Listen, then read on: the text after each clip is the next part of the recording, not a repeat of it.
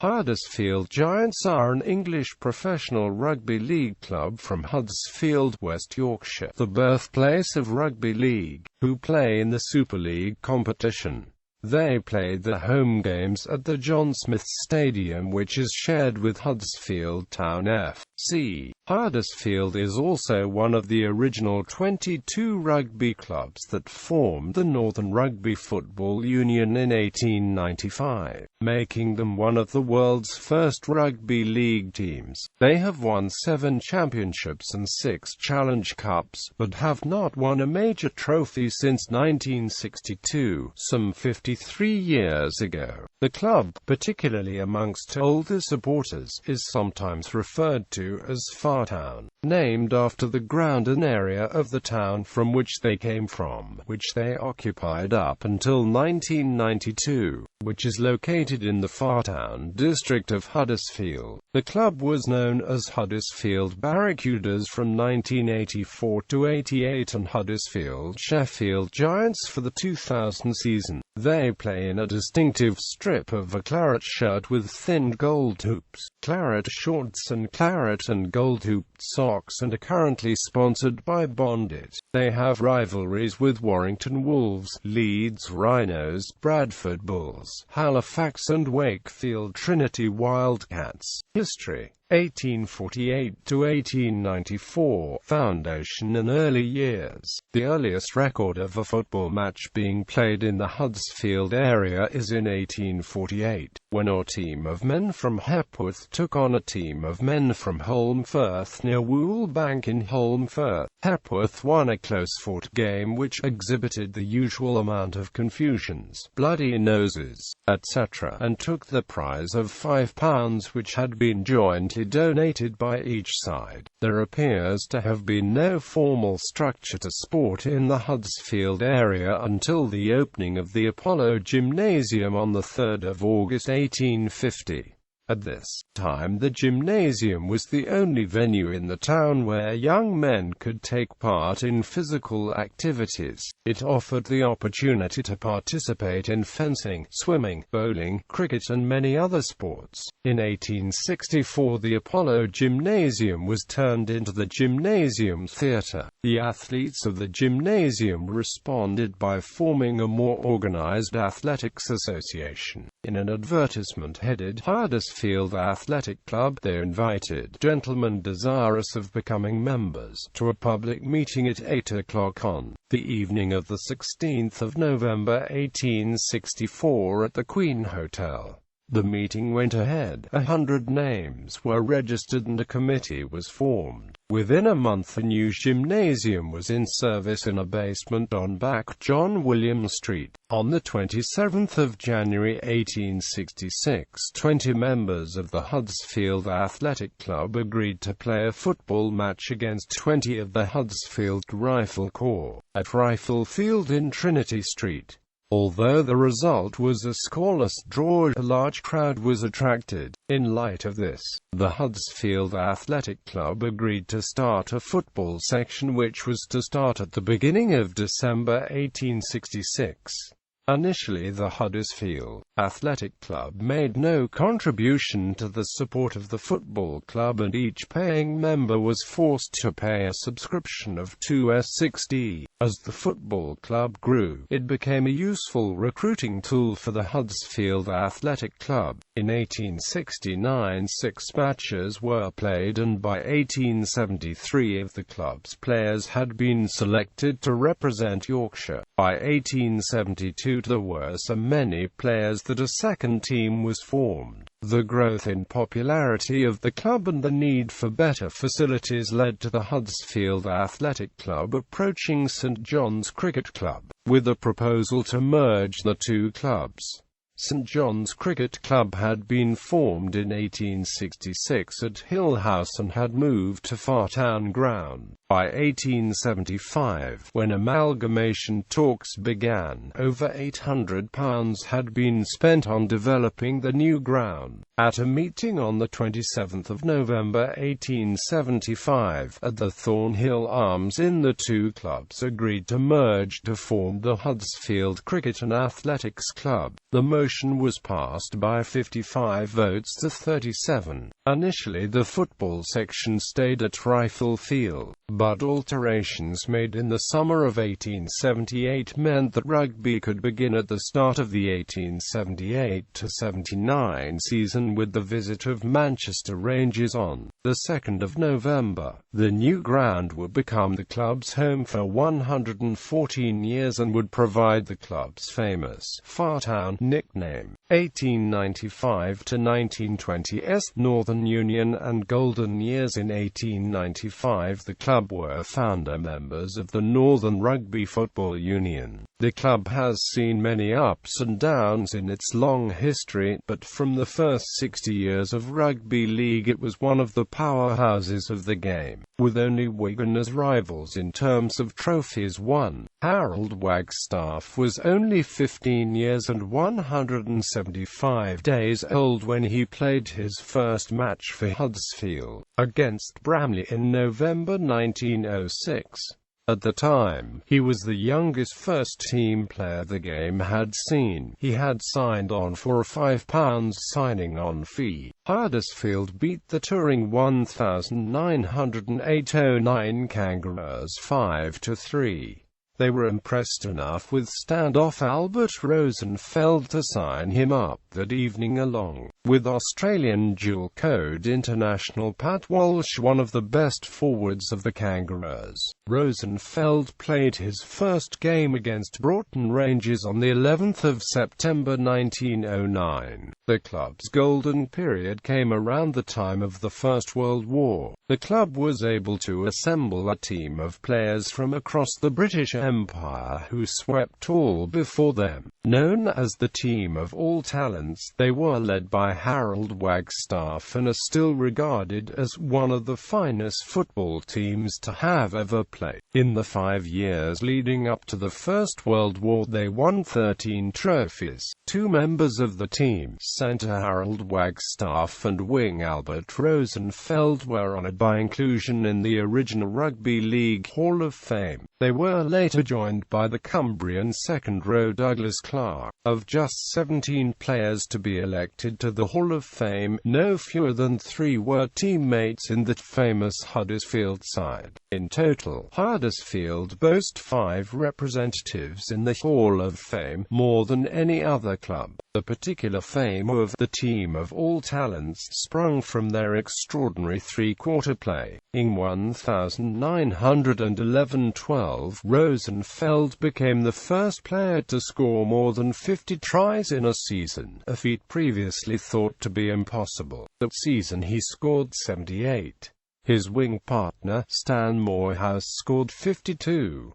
In 1912-13, Rosenfeld scored 56, and then in 1913-14 he broke his own record with 80 tries, a record which stands to this day. On the 28th of February 1914, the club defeated Swinton Park by a record 119-2 in a Challenge Cup tie at Fartown. The record would stand until the 26th of November 1994, when the Huddersfield club broke their own world record by defeating Blackpool Gladiators 142-4 in a Challenge Cup tie at the McAlpine Stadium. Santi Greg Austin scoring 9 tries on his way to 52 tries that season, a world record for a centre. In the 1914-15 season they became only the second team to win all 4 cups when they lifted the championship, the Challenge Cup, the Yorkshire Cup, and the Yorkshire League. Huddersfield's dominance prior to the First World War was such that they went unbeaten in 38 consecutive matches before the suspension of the league. In 1915, Huddersfield did not take part in the 1918-19 season. In the 1919-20 season, the first 5 games were won for a 43-match unbeaten run over 6 years, which still stands as a record today. The unbeaten run consisted of 28 league matches, 8 Yorkshire Cup ties, 5 Challenge Cup ties and 2 League Championship playoffs. In addition, Huddersfield were drawing 8-8 in a Yorkshire Cup tie that was abandoned because of fog and replay. The Yorkshire Cup and Yorkshire League trophies were already won when Huddersfield met Wigan in the Challenge Cup final, which resulted in a 21-10 victory. Widnes were defeated in the Championship semi-final, and Hull waited at Headingley as Huddersfield strove for a clean sweep of silverware. Huddersfield were missing 5 players who were touring Australasia with Great Britain, and Hull won 3-2. Albert Rosenfeld's last game for the club was on the 2nd of April 1921, a cup tie against Leeds. Post-war, in the first full season after the war, a new record transfer fee of £1,650 was set when Dewsbury bought full-back Bill Davis from Huddersfield. Huddersfield won the league championship in 1949, beating Warrington 13-12 in the final at Main Road in front of what was at the time a world record crowd of 75,194. This capitalized on a season, which also brought home the Yorkshire League title. The highest attendance at Fartown to watch a Huddersfield game was 32,912 against Wigan on the 4th of March 1950. More success followed in the 1950 season as Huddersfield retained the Yorkshire League title and reached another championship final at Main Road. However, on this occasion Wigan proved too strong, winning 20 points to 12. Huddersfield did, however, win the Yorkshire Cup with a 16-3 victory over Castleford at Headingley on Saturday the 17th of November 1951. In an ordinary league game, Australian Lionel Cooper scored a club record 10 tries, as Huddersfield defeated Keighley 48-3 at Fartown. By the end of the 1950s, Huddersfield had won 3 Yorkshire Cup finals in 1950-51, 1952-53 and 1957-58, and the Challenge Cup final in 1952-53. Huddersfield beat St Helens 15-10 in the 1953 Challenge Cup final at Wembley. Wakefield Trinity beat Huddersfield 16-10 in the 1960 Yorkshire Cup final at Headingley. Leeds on the 29th of October 1960. In the 1961-62 season, Huddersfield were beaten by Wakefield in the Challenge Cup final, but then the following week fortunes were reversed and Huddersfield won the championship playoff final at Odsal. This is the last major trophy the club collected. In 1962, the league was split into east and west of the Pennines. Huddersfield and Hull Kingston Rovers met at Headingley. Leeds in the first final of the Eastern Division Championship on Saturday the 10th of November 1962. Reigning champions Huddersfield were favourites to lift the Eastern Division title, especially as Rovers were missing 5 first-choice players with injuries. The Robins, however, set the early pace and were 10-0 up after 30 minutes. Despite a rally by Huddersfield, Rovers hung on to win 13-10. 1970-1995 decline and revival. By the 1970s, the club had become a shadow of its former self. The old Fartown ground had fallen into disrepair and the club frequently finished in the lower reaches of the league. Local businessman John Bailey took a controlling interest in the stadium, the club and the pavilion. In 1984, in an attempt to revive the club, Huddersfield adopted the moniker Barracudas and Far Town was renamed Arena 84. As the crowds continued to stay away, it became clear that Bailey could not stem the decline. Huddersfield Rugby League Club was on the point of collapse. A new board of directors took over in 1989 when it injected some much-needed financial resources into the club. The Barracudas and Arena 84 were dropped for the 1988-89 season. Nigel Stevenson was appointed as coach and Huddersfield were helped by several clubs, in particular Featherstone Rovers, to put a reasonable squad together, as well as beginning to improve the playing staff. The new owners also carried out a considerable amount of work on the Far Town Stadium, and by the end of the 1989-90 season significant progress was being made. Average crowds topped 1,500 for the first time since the 1970s. Shortly after the 1991-92 season had begun, Alex Murphy took over as coach in 1991. Huddersfield were the first ever champions of the newly formed third division in 1991-92.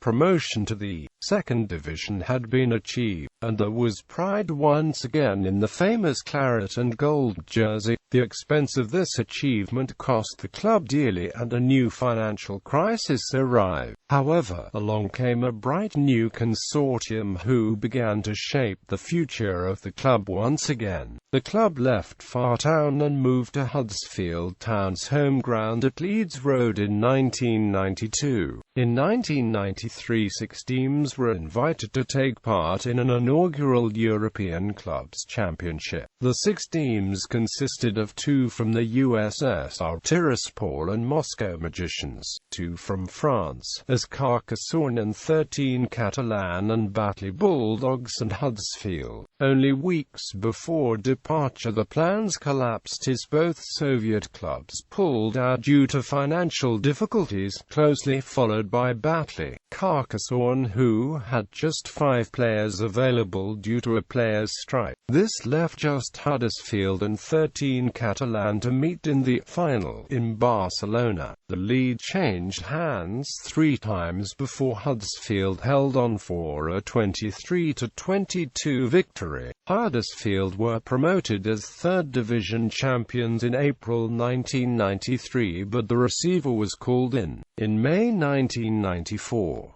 Huddersfield took a share in the new McAlpine Stadium in 1994.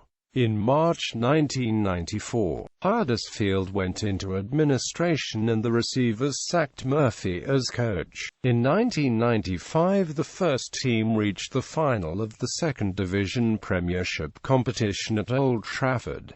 1996 to 1998 summer era. In 1996, the first tier of British Rugby League clubs played the inaugural Super League season and changed from a winter to a summer season. As the sport in Britain entered a new era, it would be 2 years before Huddersfield rose again to the top level of the game. Ken Davey took over as chairman of Huddersfield and Giants was added to the team name. Steve Ferrers took over as coach. Gary Schofield joined Huddersfield for a 6-figure sum. Ken Davies' first trophy came in 1997 at Old Trafford, where Huddersfield beat Hull 18-0 in the divisional championship at Old Trafford. In 1998, due to the collapse of Paris Saint-Germain, the club was promoted to Super League despite only finishing second in the second division. After helping the Giants into Super League, Schofield took over the coaching reins, replacing Steve Ferrers with Huddersfield, saying that they needed a full-time coaching staff. However, dark days continued. The team struggled to compete, winning only a handful of games. Gary Schofield was removed as Huddersfield Giants coach after 13 games, having picked up 2 wins. Schofield was replaced by his assistant Phil Vivers as caretaker coach. Schofield later successfully sued the club for unfair dismissal. Interestingly, it took Huddersfield's next 3 coaches more than 13 games to register 2 wins, with the club so far off the pace in their early Super League years. 1999-2000 Huddersfield Sheffield Giants. Mal Riley then took over with Vivers back as assistant coach. Huddersfield finished bottom of Super League and Riley was sacked at the end of the season. In late 1999, the club merged with Sheffield Eagles almost purely for financial reasons. Sheffield coach John Keir took over as head coach of the merged side. They were officially known as the Huddersfield Sheffield Giants, but more popularly as Huddersfield. The Association of Premiership Clubs blocked proposals for a separate Huddersfield team in the Northern Ford Premiership. They played 2 home games in Sheffield at Bramall Lane with the others in Huddersfield. The away strip was in the Sheffield Eagles colours. In the 2000 season, Huddersfield Sheffield won only 4 games, 3 of them against rivals Wakefield Trinity Wildcats. This arrangement lasted only a season before the Huddersfield name was reverted to, due to rejection from both sets of fans. In the 4 seasons between 1998 and 2001, they lost 81 times in 99 matches, avoiding relegation for a variety of reasons. John Keir was sacked as coach and Vivers had a second spell as interim coach. 2001 to 2004 relegation. Little-known Australian Tony Smith was appointed as coach for the 2001 season after a rigorous process. This did not seem to have any effect as the club lost the first 14 matches of the season, culminating in a 78-point embarrassment by Bradford Bulls. This low point became a pivotal day for the club. However, the club won 6 and drew 1 of the remaining 14 games, only finishing bottom of the table after Wakefield's appeal against a 4-point salary cap deduction was successful. Widnes Vikings won the NFP competition that year and the club was seen to be fit to play in Super League. The Giants were finally relegated after the best season in Super League. In 2002, Huddersfield Giants remained a full-time professional team despite playing in the Northern Ford Premiership. The club went unbeaten for the entire league season, drawing only 1 match and winning a record equaling 29 games. Along the way, the team accumulated 1,156 points to equal the record for points in a league season achieved in 8 more games by Lee in 1986. The team won the Buddies Cup, as it was then known, and also the NFP Grand Final against Lee in October 2002, which secured promotion back to the Super League for the 2003 season. In 2003 under Smith, the Giants established themselves as a Super League club, finishing 10th, above Wakefield Trinity Wildcats and Halifax Blue Sox. After guiding the Giants back to Super League, Smith and assistant coach Brian McDermott moved on to Headingley to take control of the Leeds Rhinos. St Helens assistant coach and former Hull forward John Sharp was appointed head coach for 2004 and the team improved again, finishing 7th in the league and making the first appearance in the Challenge Cup semi-finals since 1971.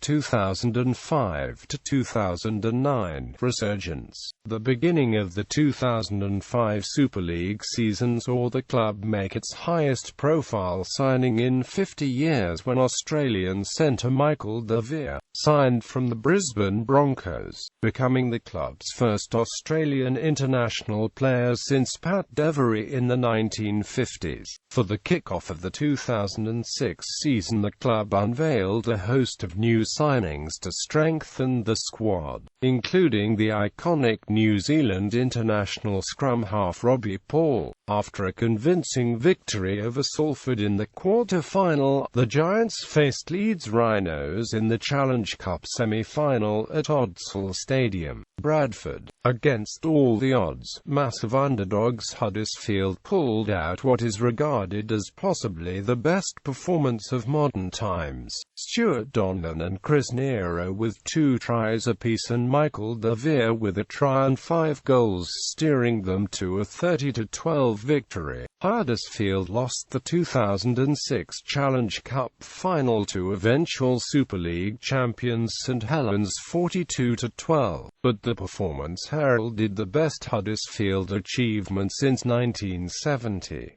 The start of the 2007 season saw the Giants make some exciting signings, including West Tigers trio Jamal Lolesi, John Skandalis and Shane Elford, as well as Ryan Hudson. The season started horrendously for the Giants in terms of results. After 7 consecutive losses, they found themselves marooned at the foot of the table, 5 points adrift, but ironically with the second-best defense in the league. Large sections of the fans began to question the coach's ability, and as a result, crowds began to dwindle and morale was beginning to suffer. By the end of May, the picture was totally different. The Giants had a Challenge Cup quarter-final to look forward to and had been on the longest ever winning streak since joining the Super League. 9 games, including 2 wins in the Challenge Cup, including a 36-12 victory over Bradford Bulls in front of the Sky television cameras on the 18th of May. The Giants' first victory over the Bulls since joining the top flight. In addition, John Sharp was named consecutively as Coach of the Month for April and May. The Giants' winning run came to an unexpected end in a shock 14-12 defeat by Salford City Reds at the Willows. They had been overwhelming favourites with fans and bookies.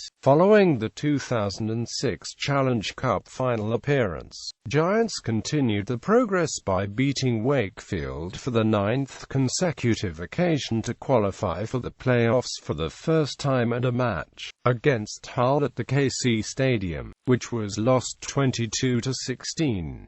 The opening 2 matches in 2008 were lost to Leeds Rhinos and to Bradford Bulls. However, the third match saw Sharp's team beat Castleford Tigers 64-12. After a 48-0 loss to Catalan Dragons and a run of disappointing results, Sharp's contract was terminated by the Giants. Following Sharp's departure from the club in 2008, Kieran Purtill had a brief spell as caretaker coach alongside Paul Anderson. Club chairman Ken Davey brought in a new head coach, Nathan Brown, and a new set of new players for the 2009 season. New signing Brett Hodgson went on to win the Super League Man of Steel award, and the Giants also picked up awards for Club of the Year and Coach of the Year. The Giants finishing 3rd in the league and managing to reach the final of the Challenge Cup, where they lost 25-16 to league rivals Warrington Wolves. The team responded to the cup defeat by finishing the season in 3rd place, but lost in the playoffs twice.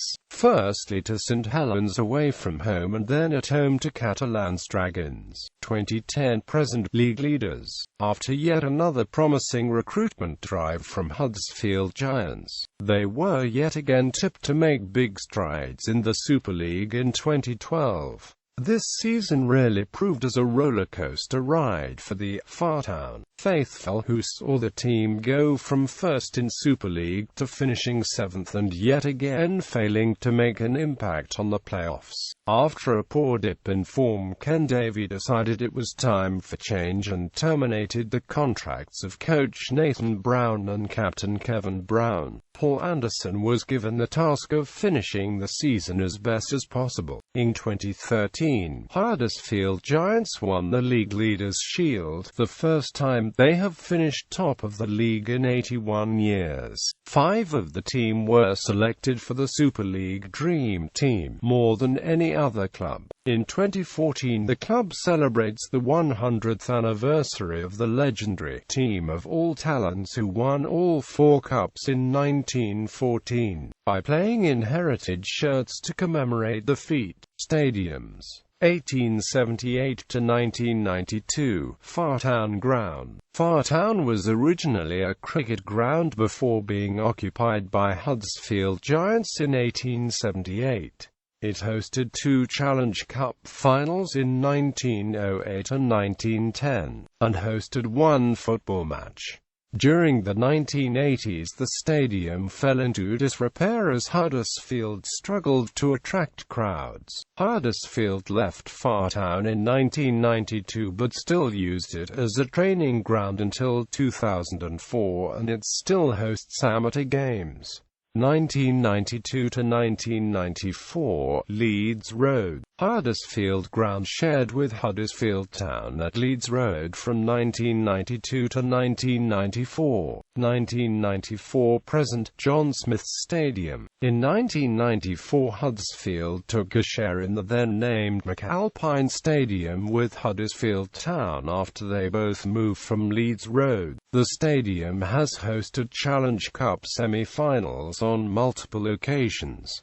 Kit sponsors and manufacturers. Coaching roster: Les Sheard 1980-3, Brian Lockwood 1984, Chris Forster 1985-86, Jack Addy 1987, Neil Whittaker 1988, Nigel Stevenson 1989, Barry Seaborn 1990-91, Alex Murphy 1991-92, George Fairburn 1994-96, Darren van der Velde 1996, Steve Ferrers 1997, Gary Schofield 1998, Phil Vivers, Mal Riley 1999, John Keir 1999-2001, Phil Vivers 2001, Tony Smith 2001-2003,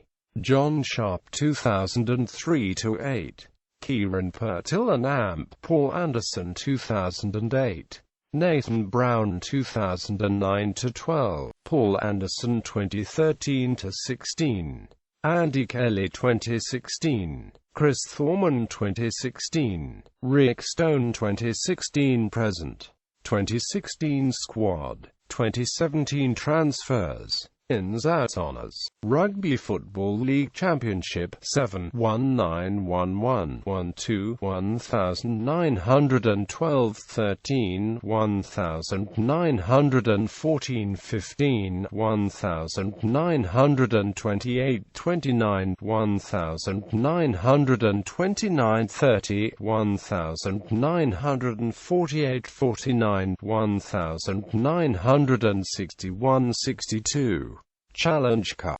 6-1912-13 1914-15 1919-20 1932-33 1944-45 1952-53 League Leaders' Shield 1 2013 Yorkshire Cup 1-2-1909-10 1911-12 1913-14 1914-15 1918-19 1919-20 1926-27 1931-32 1938-39 1950-51 1952-53, 1957-58. Yorkshire League 1-1, 1911, 1-2, 1912-13, 1913-14, 1914-15, 1919-20, 1921-22,